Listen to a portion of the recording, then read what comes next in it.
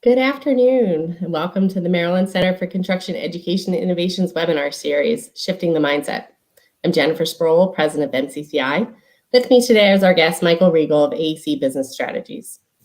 For those of you joining us for the first time, MCCI is a nonprofit whose mission is to develop, promote, and connect career opportunities in the built environment.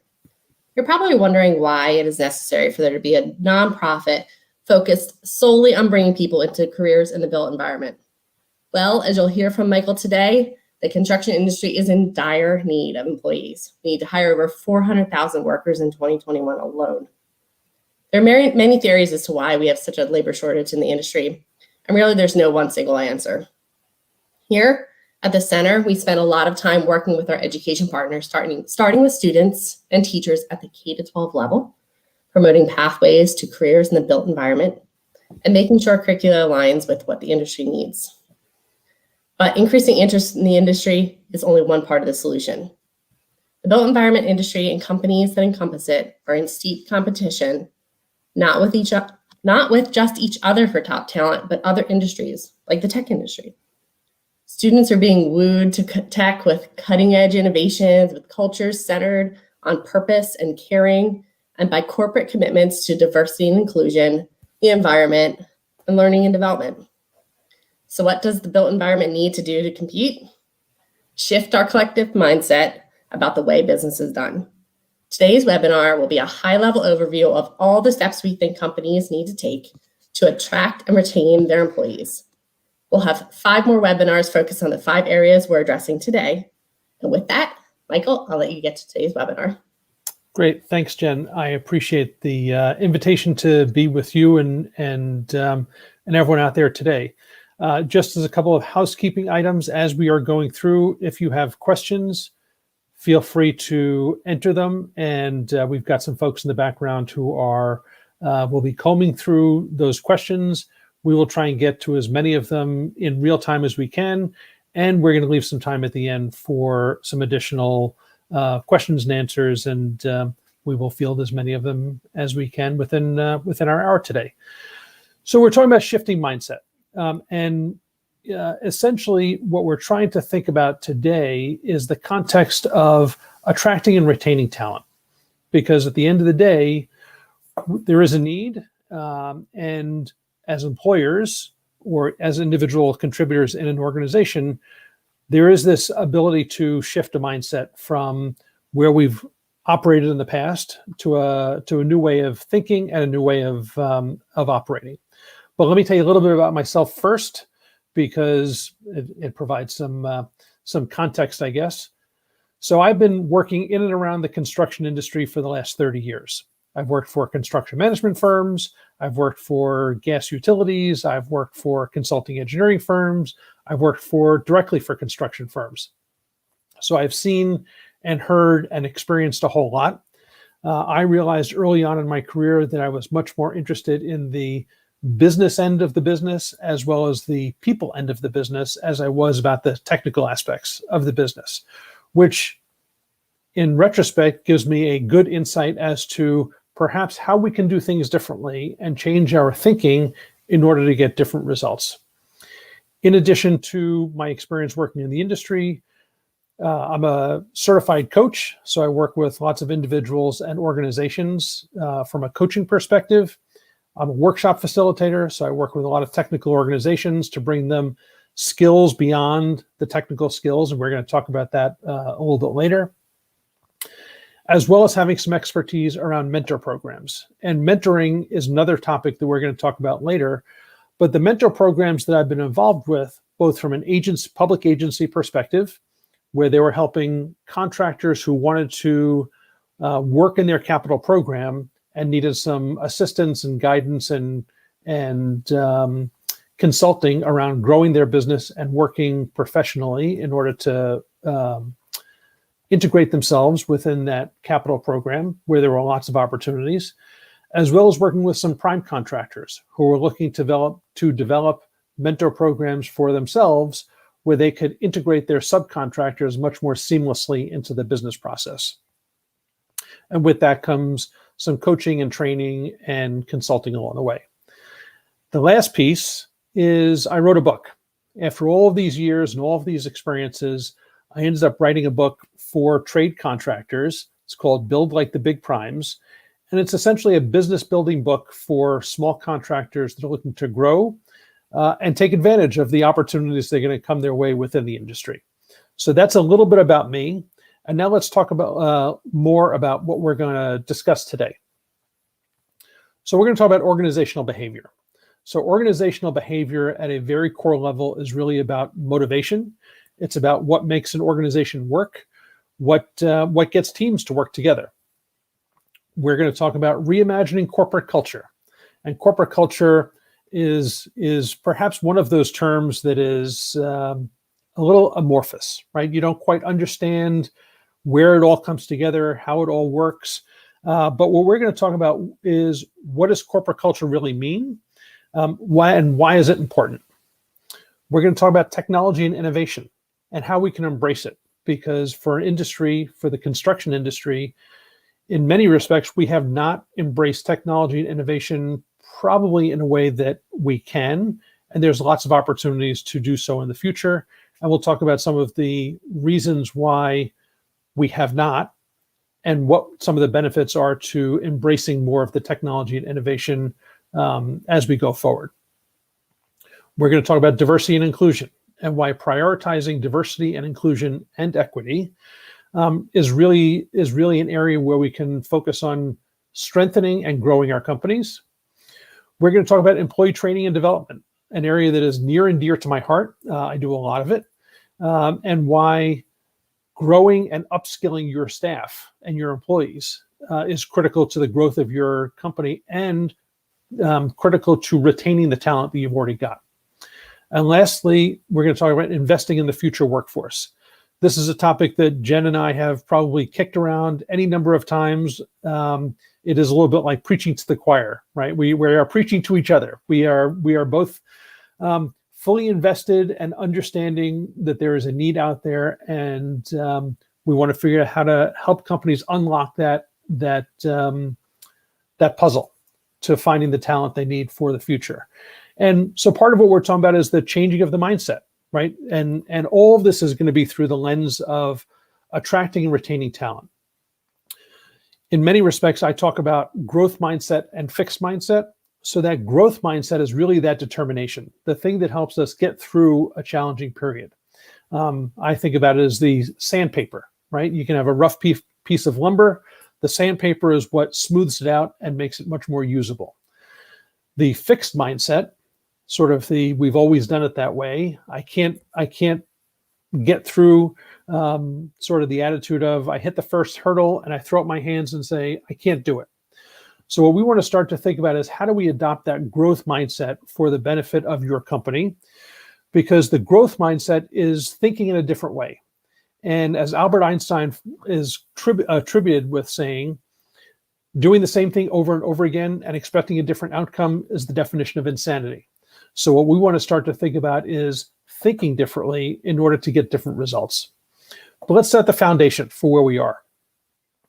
I was sitting at my desk a couple weeks ago. The news was on in the background, which typically is what's happening.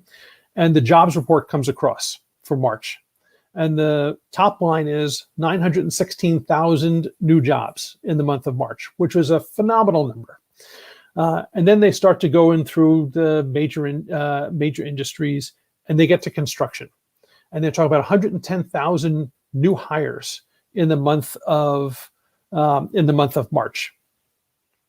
So what does that mean?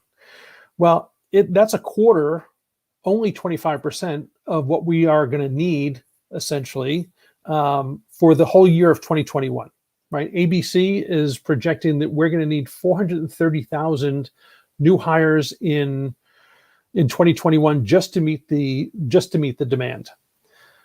The layer on top of that was the announcement from the federal government about a $2 trillion infrastructure plan over the next 10 years, which is going to be focused on things like roads and bridges and schools and housing stock and all kinds of the built environment, right? So we want to start to think about, how do these two elements start to come together, because $2 trillion is a huge amount of spend even when you look at it over a 10-year period. And how do we start to think about accommodating all of that work in that period of time with the kind of labor stock we've got now? And that becomes sort of the lens that we start to think about in terms of where we are now and where the industry is going. Michael, I've read a stat recently that said for every $1 billion in construction expenditures, 5,600 jobs were needed. Mm-hmm. So for $2 trillion, what's that? Like 11 million jobs, and we only have 7 million in the industry right now. Like, that's an insane number. Yeah, it's an insane number. The advantage we have is that it's not over 1 year, right? So if you said we're going to do $2 trillion worth of work in 1 year, it's an unmanageable number, right? It wouldn't be possible. So, but even so, if you look at that 11 million jobs over a 10-year period, you're still looking at 1 million plus new jobs a year for the next 10 years, and that's a steep hurdle to overcome. The other wrinkle to the environment that we need to acknowledge is that within the industry, if you are working for public agencies or public sector, the differentiator for you as an employer in terms of attracting talent is not salary, right? So when you start to look at craft labor as the keystone to what we're discussing today, you don't have a lot of latitude to say we're going to just pay more, because whether you're working in a union environment or you're working in a prevailing wage state, you can only pay right? Carpenters get paid what carpenters get paid. Masons get paid what masons get paid. So the differentiator for a company is really not around what you're paying them, right? It's all the stuff that goes around it. And I think that that's really the crux of what we're trying to get at today. And we're gonna kick that off with the discussion of organizational behavior. And organizational behavior, when we think about it, it's beyond just the money, right? The motivating factor for most people gets beyond the money. The research is that once you are paying somebody above a certain level so they can meet their basic needs, housing, food, car, whatever that may be, the motivator is not really about money. It's about all the other things that happen along the way that are also important. And I see we have a question that came in, so I will just take a pause here for a second, read the question, and see if I can give you a rational answer to it. Are there needed hires across the board or specifically for the skilled labor sector? Great question. I would say that the need for skilled labor then begets the need for professional employees as well. So that if you start to think about an expanded labor force, craft labor force, you then need superintendents, construction managers, more safety inspectors. There's a sort of a mushrooming effect of when you increase the skilled labor force at the bottom, sort of think about it as the bottom of the pyramid, you're going to need more employment as you move up that pyramid as well. So great question. Thank you, Chelsea. So organizational behavior, more than just the money, right? So here are just some factors that you want to think about taking into account as an employer or an employee when you're starting to think about where you want to work and who you want to work for. So think about your team members, your colleagues, and your clients. In many respects, we spend more time with our work family as we do with our actual family, right? 40 hours a week, plus your commuting time, 50 weeks a year. That's a whole lot of time that you are working with people, and you want to make sure that you like the people you work with, you get along with them. There is alignment in terms of how you deal with each other. So from an organizational behavior perspective, who you work with and making sure that those people are people you like to spend time with is really pretty critical. Next, we want to talk about recognition and reward. And this goes beyond just the monetary component of what a reward may look like. We want to start to think about recognition. right? The recognition for a job well done. And that can be both individual and from a team perspective. So that if you are noticing that your crew in the field is doing a really good job, they are doing the things that you would want them to do without you having to tell them, right? They operate safely. They are upholding the values of your company, which is something we'll talk about in a minute or two about corporate culture.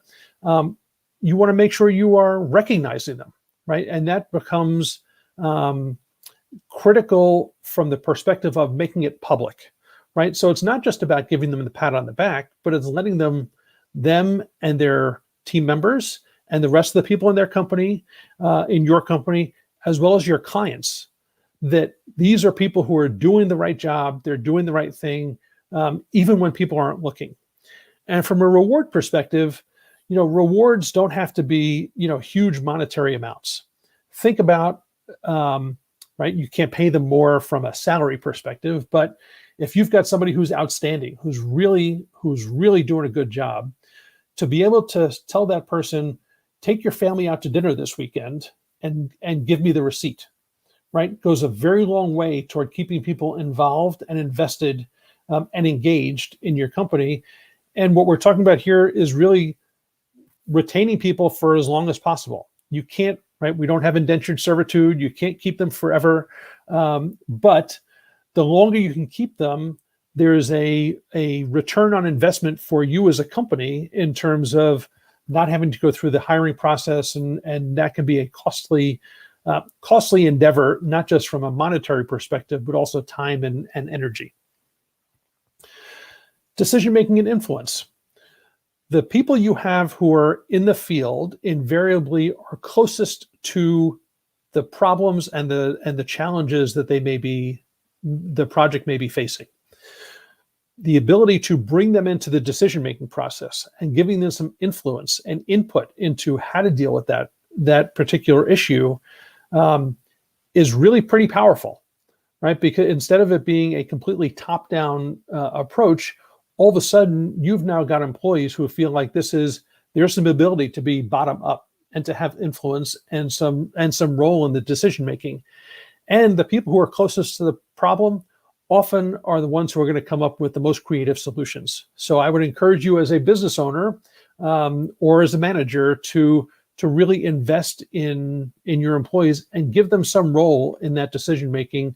Their opinions or their solutions may not get adopted, but the ability for you to hear them and for them to feel like they have been heard is really pretty powerful. Autonomy. I recognize that in the construction industry, we don't necessarily think about autonomy. And autonomy, in a very classic sense, is autonomy over task.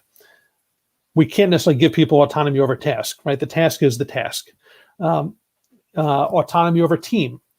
In many respects, we can't give them autonomy over team as well, either. And we really can't give them autonomy over their time.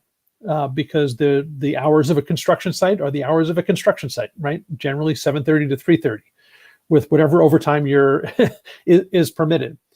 However, when you start to think about autonomy, if you've got two projects and you've got an employee who is traveling an hour and a half each day to get to a construction site, and the new project is coming online, which is 15, 20 minutes from where they live, to give them the autonomy and the space to be able to voice that, to make a case for themselves that, can you move me from this project to this project? Because from a work-life perspective, from a quality of life perspective, this is beneficial. Particularly when we're talking about women in the workforce, which is a real challenge in the construction industry. Women tend to be the primary caregivers. Not always, but tends to be the case. If that person has to get their child on a bus in the morning, or has to be there in the afternoon to get their child off of the bus in the afternoon, the rigid perspective and in what may be considered an arduous commute is going to be a disincentive for them to stay within the industry. And there are very talented and very engaged people who are then going to get shut out and not help you meet that goal of expanding the workforce. And then the last piece is feedback. Feedback is an interesting dynamic, especially in construction. Over the past 30 years, I have heard everything you can imagine on a construction site, and the feedback can be everything from I can't believe you did that, right, to really pulling somebody aside and giving them feedback on their performance in a constructive way. And the feedback is not only on the individual performance or the project team, it's on the project itself. So when I teach project management classes, we go through all the stages of project management: initiating a project, planning a project, actually executing and monitoring the project. And then the last piece, which we always talk about, is lessons learned. Well, in most cases, I think, that I've experienced, everyone is so tired by the time they get to the end of a project, they don't want to deal with lessons learned. But that feedback is so important, both from an organizational perspective and from an individual perspective, because the items that are identified that went well, we want to make sure that we do those things again, right? Whatever those circumstances are that we could create that led to good results, we want to make sure they happen. And the things that went a little bit off the rails, we want to guard against them and understand why they happened, so that we can make sure that we're not getting those kinds of issues again in the future. So that's really about the feedback piece and the basics of organizational behavior. And organizational behavior, I took organizational behavior in business school. It was probably my favorite class. There's lots of literature out there, and I would encourage you, if you're interested, there's lots of great material out there. This is just sort of the Cliff Notes version of organizational behavior and how it applies to your businesses. So what do we mean by corporate culture, right? Corporate culture really ends up being a little bit of that, we'll call it corporate speak, right? But let's talk about what corporate culture really means in a very tactical way, in a practical way. Your corporate culture is really a statement of the values of your company, right? So I would like you to think for a second as I'm talking about, how do you or your clients or your colleagues or even your competitors describe your company, right? That is the demonstration. That's the outward recognition about what the values are of your company. And I would encourage you to think about, what are the important cornerstones of your company? So in probably every organization, most organizations that I've worked in, there is some statement that goes something like this: we're a 4-for-4 organization, right? We deliver our projects on time, on budget, safely, and to the satisfaction of our client, right? Your organization may have something similar. Words may be a little bit different, but the meaning actually, comes through and is sort of the same thing. That's the price of admission these days, right? That's not the nice to have, that's the need to have, right? To operate your company safely is, right, that's not discretionary. What we're talking about in terms of corporate culture, and it can mean a whole lot of different things, what are the values, right? What do you stand for, right? So it may be a family orientation, right? You may work for a family business, and as the owners of the business, you want to try and replicate that and treat your employees the same way you would treat your family. In some cases, you want to treat your employees better than the way you treat your family. I've got some siblings. It gets ugly sometimes, right? So we want to make sure that we are treating our employees in the way that they want and need to be treated.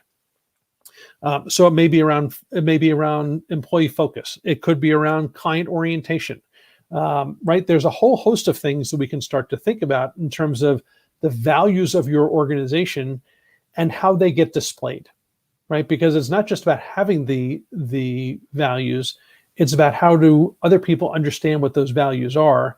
And when you're starting to think about attracting and retaining your talent, do the employees you have know them and understand that the organization really embraces them and lives them. And that's something that's important to them as well.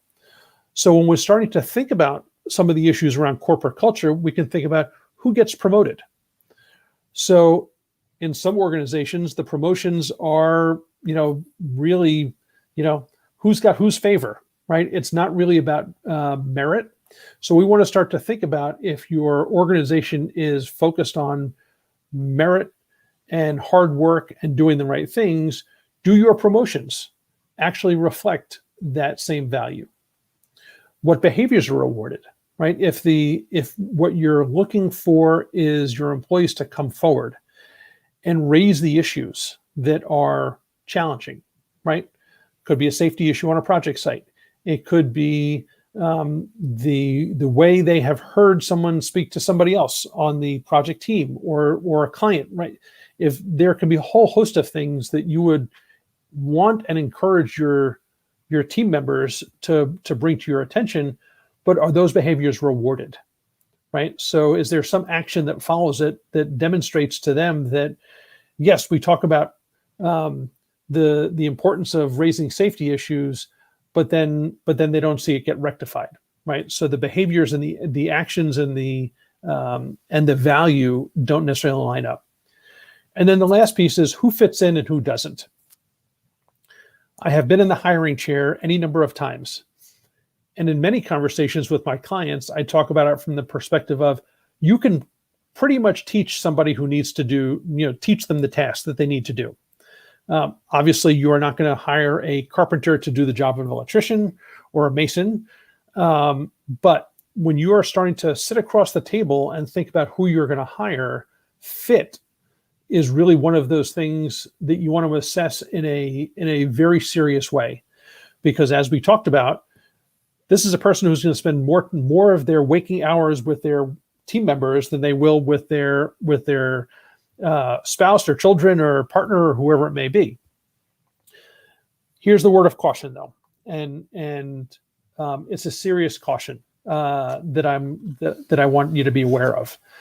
Our internal bias, and sometimes it's the bias we're not even aware of, because when I tell people, hire somebody who you can see having lunch with every day, well, invariably that's somebody who looks and sounds the way you do in the mirror, right? So you're looking for somebody who is kind of like you, and that doesn't necessarily promote the health of an organization, because we are sometimes not the most self-aware in terms of what our own shortcomings are, and we've got that internal bias. So as an organization, you may lose out on really good people because you've got some personal bias which you're not even aware of, right? It doesn't even, it just runs in the background. So as you're starting to think about hiring, you want to be aware of that as well, so you can kind of check yourself. Michael, so if, say, a company does that self-reflection that you're talking about, and they realize that their culture doesn't truly align with maybe their core values, or their core values and culture are just not keeping up, and they're out of date, they're not keeping and retaining the talent, how do they go about changing that? It's interesting question, because the development and the demonstration of the corporate culture really is a very top-down exercise. So it really starts to fall on leadership to be aware of, does our corporate culture really align with, do we walk the walk and talk the talk, right? And if there starts to be a situation where it's a little bit out of alignment, then you get to that, that self-awareness has to come from the leadership and ownership in terms of figuring out a way to rectify it. And sometimes it's the values work. It's just that the words are great. The action doesn't necessarily back it up. And creating that psychological safety to have those conversations, and we'll talk about psychological safety in a minute, which are kind of radical concepts in construction, right? In construction, we don't, the idea about psychological safety and corporate culture and some of these things, are not necessarily areas which flow off the tongue of many construction company owners, but are really pretty important when you start to get to the point of growing your base and being profitable and having really excellent team members. So we have another comment here. We hire who we think will be within our positive culture, and we are ready to train so they have a fair chance when they're hired position or raised to another position. Excellent. I love to see that, because I think that's the right perspective that we're advocating. That in many cases people are trainable, right? And if they're trainable, and you can get them, and you think that they're going to fit within your organization from a ethical perspective, from a work ethic perspective, then you probably want to take a chance on them. So at the end of the day, what we're talking about in terms of corporate culture is making sure you're aligning the image and the action, and that you're developing and supporting that culture, right? So it's just a making sure that the image and the actions match up. So why do we fear technology and innovation? I work for National Grid, which is a gas utility. This goes back 10, 15 years now. The fear of technology was palpable, right? The construction industry is, in many respects, slow to change. We've always done it that way, right? The idea around, for a gas utility, we put pipe in the ground and the pipe is round, right? How much has changed in the last 50 years? Not much. In some respects, not much. However, when you start to think about how do we do things differently to maximize the efficiency and effectiveness, there are opportunities.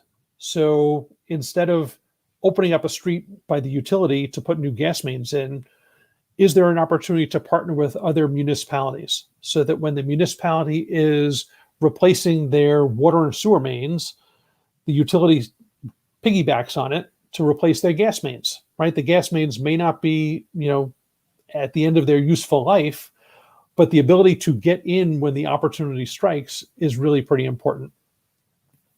When I worked for the utility, we started to look at the idea around keyhole technology. So essentially drilling a hole in the street to repair gas mains and gas valves without having to tear up the entire street, right? We would cut a hole in the pavement, that core would be saved. They would repair the work, and then they would replace the core, right? All in the same day. So that there was this implementation of a new technology, which was going to save time and save jobs. But it kind of rubbed up against the "we've always done it that way" mentality. And part of that is the aging workforce. And part of it is and it's a real concern of employees who feel like, what if I get left behind? Mm-hmm. Right? As your employees age, there is probably a much greater degree of apprehension and anxiety in terms of embracing technology and innovation, because they may believe that they're going to be obsolete, right? All of a sudden, you're not going to need people to do the physical work. It's likely never going to happen, right? There's always going to be a role for people to do physical work, but the technology and innovation is there to help an organization become more effective and efficient. And we already see it, right? And the other part about the employees who feel like they may get left behind is the importance of the upskilling and the additional training. And sometimes it's just the description of, here's what we're going to do, here's what the technology is, and here's why it's important. The technology and innovation, it helps us do more with less, right? So if we start to think about modular construction, the way bridges are built now, right? There's any number of circumstances where the bridges get built off-site, they get floated down the river on a barge, they've got two cranes, and then they're lifting the bridge up and putting it in place, and all of a sudden, what would ordinarily take months to build in traditional methods is being done off-site The disruption to the public is reduced. The cost is reduced because you need fewer people. It's being done in a much more effective way, efficient way. So that's just one example of how we're already seeing technology impact our industry. Same thing with modular construction in terms of buildings. It's a whole lot quicker to build what we might call Lego buildings as opposed to stick construction. It enhances our industry image, right? So if what we're trying to think about is how do we attract more people to an industry, the idea around embracing the technology, putting it out front, getting people to understand that the construction industry is not the same as it always was, right? That as an industry, we're willing to try different things. And that comes from a technology perspective as well as a management perspective. That's a great thing. And it starts to broaden the potential pool of the employees that we're going to have available to us. Yeah, I mean, I completely agree with everything you've said.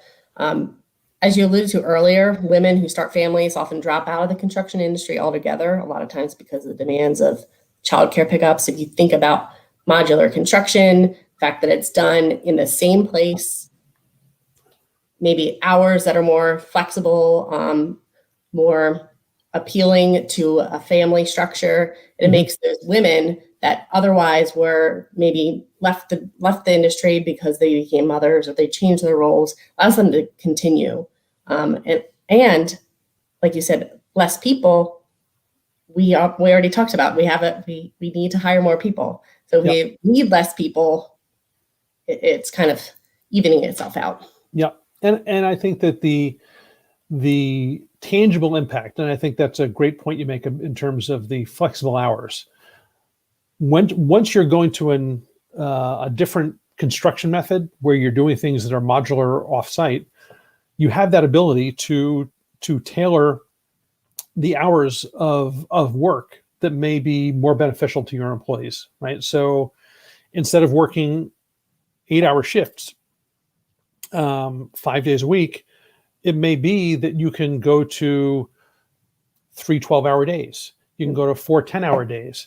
There's a whole lot that you can do in terms of attracting talent because you're willing to embrace a different way of doing things, right? We've always sort of fallen into the paradigm of 5 days a week, 8 hours a day, 40 hours a week, that kind of thing.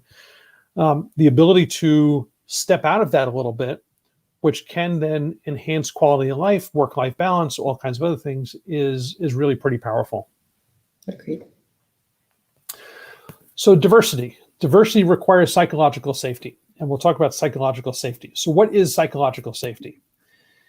So when we think about psychological safety, what we're really talking about is the ability to voice your concerns, right? The ability to demonstrate some curiosity, the ability to have some flexibility, to provide feedback without the fear, right? That's the first half of the sentence, comma, without the fear that you're going to get your hand bitten off, right? So you want to think about, how do I create a situation where my employees can come to me and tell me what their concerns are without their fear of any kind of retribution, right? So that's where the basics of psychological safety are. Also, lots of literature out there if you're interested in reading about psychological safety, or you can reach out to me and I will provide you a couple links. But psychological safety is, typically not something that we would think about within the construction industry, right? Construction industry tends to be viewed as, tough, hard nails, thick skin, right? No, and in reality, I can't tell you how many times I've been on a construction site where you see two construction workers who are going at it and they start to sound like middle school kids, right? He insulted me. She said, and you go, this is nuts, right? So that's what we're talking about in terms of psychological safety. But what we also want to start to think about is expanding that view of what we typically think about in terms of diversity and inclusion. So diversity and inclusion, from the time I started working, was always sort of viewed in the context of gender and race, right? Those are really sort of the only two elements that we started to think about when we talked about diversity and inclusion. And it goes way beyond that now. So what we want to start to think about in terms of expanding that notion of diversity is, economic diversity, right? People's economic backgrounds. Where do they come from? What countries do they come from? Are there cultural differences? So you may think about people who work for you who are perhaps they're Muslim, right? And they may be religious and Muslim. And what accommodations do you need to make for them from a diversity perspective in order for them to adhere to their lifestyle, right? To their religious tenets. That may, so there's a whole host of things that we're talking about in terms of expanding beyond what we had always sort of thought about in terms of diversity and inclusion, and then starting to also think about the generational component to it, because the generational component is also relevant when we start to think about what I hear, the rolling of the eyes about millennials. I am not one I think I'm officially Gen X. I am not one to necessarily put down millennials, because millennials come to the table with a whole lot. And we just need to recognize that they just have a different mindset, different background. They grew up differently. My kids, I have 20-year-old twins. They have not grown up in a country where huge economic advantages and booms and they've grown up. Everything they've lived through has been post 9/11. So that colors their background. So when we start to think about diversity and inclusion, we want to start to make sure we capture that as well.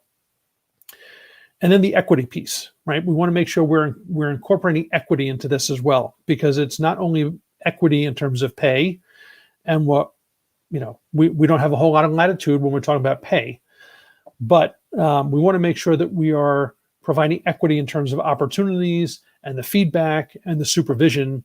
And that's where the bias comes in. So we want to make sure that there's some even-handedness and equity across the board in terms of those elements as well. But the interesting piece is, as I was doing some research for this, the equity as it relates to salaries is an interesting dynamic. So the average salary is $37,300 in the industry. And I believe that's for craft labor. For men in the industry, it's $37,500. For women in the industry, it's $32,250. That is not equity, right? And that's exactly what we're trying to get to. That the equity should be based on productivity and skills and status, so that if you're a male carpenter with 8 years of experience, the salary should be no different than a female carpenter with 8 years of experience. So that's sort of the equity piece. And the diversity, equity, and inclusion, the ability to demonstrate that and support that within your organization is going to help grow your business and grow your workforce, because people are going to want to work for places and companies that are supportive of the diversity and equity and inclusion that they want to see for themselves, and for not only for themselves, for their coworkers, for their children, for their grandchildren. There's a very personal nature to what diversity and diversity, equity, and inclusion looks like. And then the last piece is how does that impact the labor management relationship? Because in many respects, labor management is a little bit at odds, right? There's a little bit of a conflict there, but we want to make sure that we are recognizing that this can promote a better and smoother relationship. And then the last piece is language matters. I've heard things over my career which are, if I heard them now, would make the hair stand up on the back of my neck, because they just are sort of a little bit of trigger. So you want to make sure that you're mindful of your language, because language does matter. And Michael, it's not equity, diversity, equity, inclusion isn't just something nice to do. It makes business sense. Companies that are more diverse make more money. It's a proven fact. So the industry shouldn't just necessarily hire the best person for the job, but be purposeful in making sure that they hire diverse candidates. And maybe that goes to your hiring practices, somehow making resumes blind so you don't see names, and you judge people as best you can on the qualifications alone without trying to take gender, race, ethnicity, anything into consideration. And from a business perspective, that flows down to subcontracting as well, right? So where you're working in the public sector, and there are compliance goals in terms of diversity and inclusion with MBEs and WBEs and service disabled veterans and other guidelines, that becomes just as relevant. So what we like to think about in terms of this training and development is this idea about promoting lifelong learning environments. And in too many organizations that I've seen, there is this identification of technical training, right? We provide training for our employees in terms of safety training, on new tools, on new methods, and that's great and that's important. So that's the technical training. But then there's this whole other set of skills that are required that get thrown into this bucket called soft skills. And I think that from my perspective, we want to stop calling them soft skills, because soft skills tends to lower them on the pecking order in terms of importance.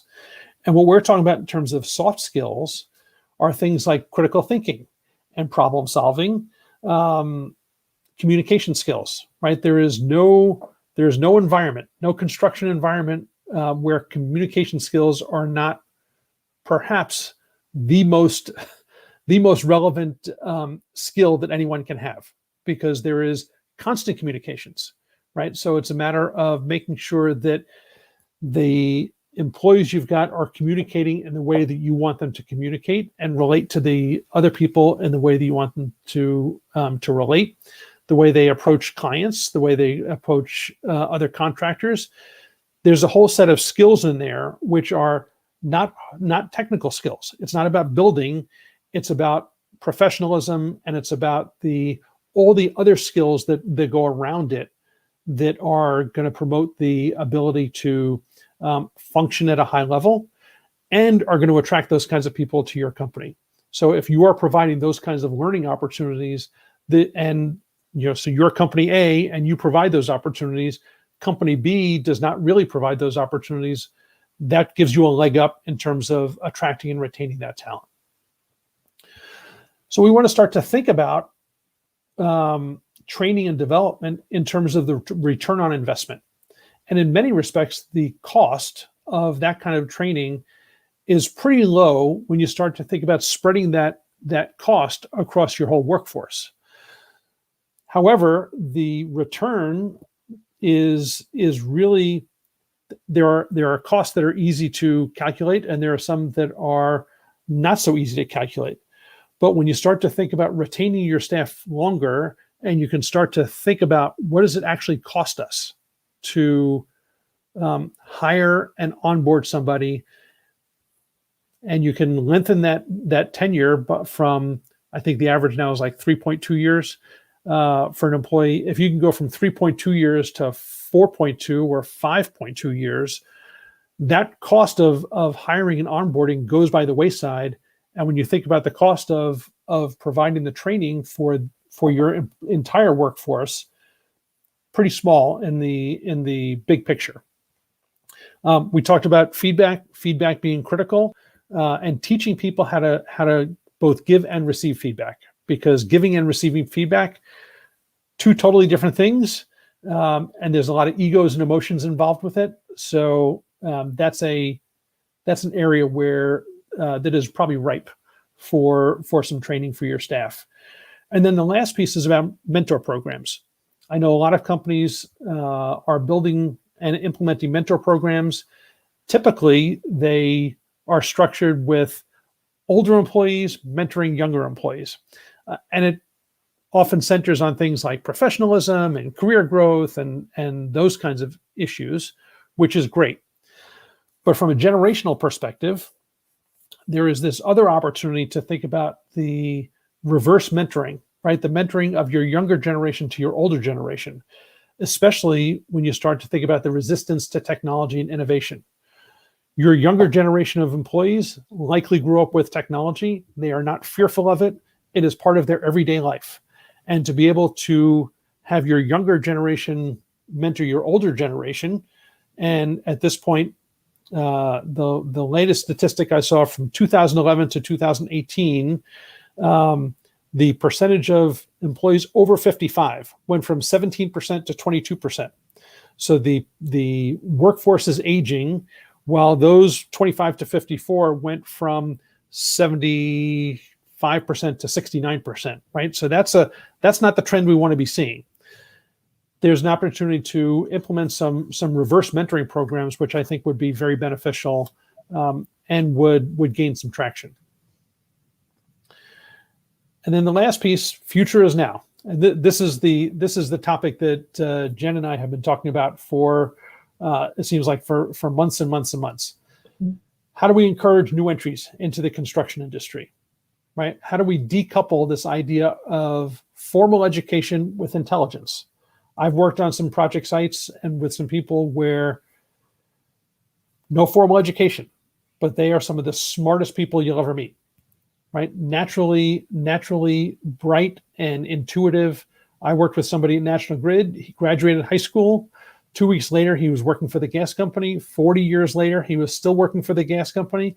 He had likely forgotten more about the gas industry than I would ever know, right? You weren't getting anything past him, right? And no formal education beyond high school, right? So when we start to think about decoupling those two ideas, all of a sudden you may start to find some people who are good targets for the industry, even though they're not lacking in the formal education. So I would encourage you as an employer, as a company, to think a little more broadly.